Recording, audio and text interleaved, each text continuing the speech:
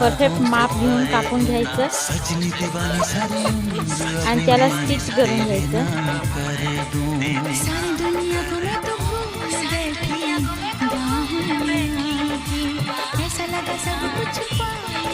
Centre portion घेऊन perfect माप घेऊन घ्यायचं आणि त्याला लाइनिंग काढून घ्यायची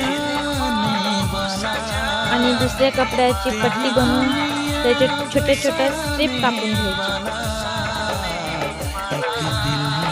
आता त्या स्ट्रिप ठेवून शिवून घ्यायचं.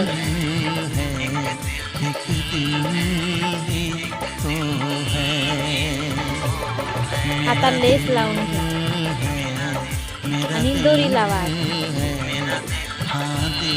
दोरी लावून लटकन लावून घ्यायचं. कशी वाटली न्यू डिझाईन? सबस्क्राईब करायला विसरू नका.